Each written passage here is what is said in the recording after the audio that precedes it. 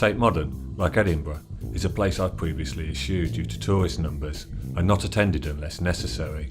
Edinburgh I only find myself in to change trains for God's own city, Glasgow, and wander into Tate Modern as a last resort. But this year I spent a transformative day in Edinburgh and thoroughly enjoyed my June 2018 trip to Tate Modern.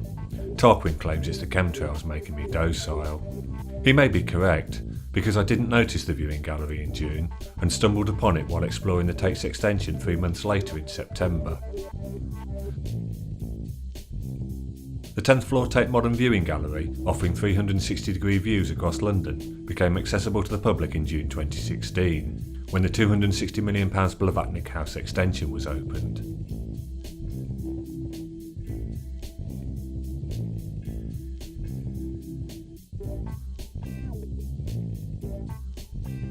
One Blackfriars was undergoing window cleaning on this September 2018 visit, and watching it made me uncomfortable. Not a job I'd fancy.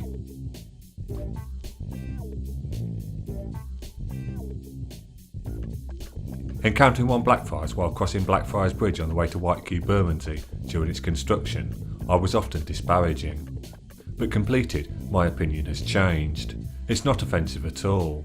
And continuing the positivity, there is affordable housing on the site, in line with Southwark Council's affordable supplementary planning document. Only joking. The developers made a £29 million in lieu payment to the council, absolving their responsibilities to provide affordable housing on or off site. Now there's a surprise, eh? Linked in this video's description, the 35%.org website explores other regulations the developers overcame in, shall we say, imaginative ways. The developers claim one Blackfriars design is inspired by Brancusi and Moore sculptures, and also 1950s Finnish glassware design, which I suppose is appropriate for its nickname of the vase. To one Blackfriars left is the South Bank Tower, formerly King's Reach Tower, once home of the publishing company IPC. Looking further left stands the 240 Blackfriars Road office block. Towards the camera sits one of the 4 pavilions comprising Neo Bankside. Pavilions inhabited by residents and happy the Tate Viewing Gallery offers views directly into their flats.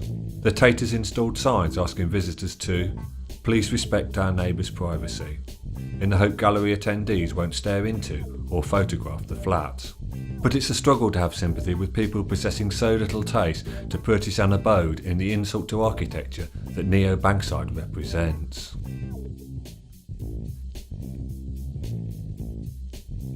Barbara Ann came back and gave me a hand-printed poster, scuffed and worn, of Jagger as martyr. "Let him without sin cast the first stone," it said. She seemed interesting and interested. I was 15, head full of spanners and somebody else's guitar licks. We never met again. In the distance, one can discern the 191 metre high, 1965 officially opened BT Tower, which I've only mentioned to utilise this footage I shot the other month.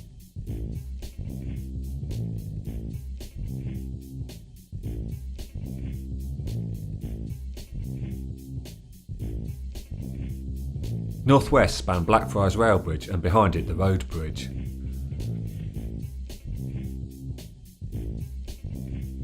The current rail bridge was opened just 20 years after the original 4-track bridge was deemed insufficient to carry the volume of rail traffic, and construction was completed in an impressive 2-year period between 1862 and 1864.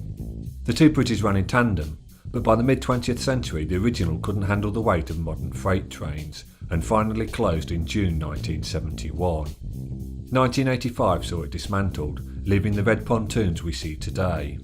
These pontoons were utilised when refurbishing the new bridge was undertaken from 2008 to 2012. The rail bridge also became Blackfriars Station during this refurbishment, with entrances at both ends, and the station stretching the length of the bridge.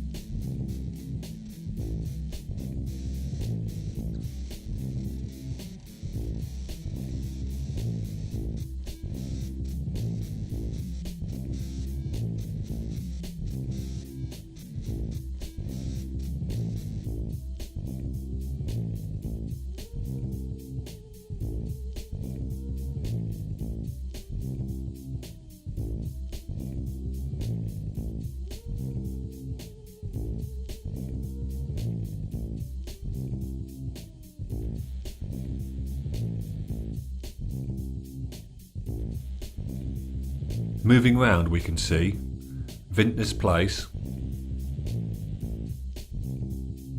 Southwark Bridge, the Heron Tower, the Cheese Grater, the Gherkin, the Scalpel, the Walkie-Talkie, and the £1 billion 22 Bishopgate. While filming Gabriel Lester's The Adventurer close to 22 Bishopgate in Bury Court, a gent working on the 22 Bishopgate steelwork stopped to chat and showed me photos and videos he'd shot from the top of the construction on his phone. The footage was breathtaking, and the gent enthused how pleasing the views are from his elevated working position. Any mention of London wouldn't be complete without a negative comment about the Shard, which thankfully doesn't appear in its full unpleasantness in this shot.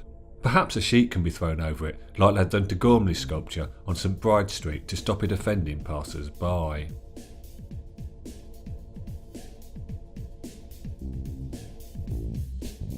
The Shard design and construction resembles a 10-year-old backyard conservatory, cheap and nasty.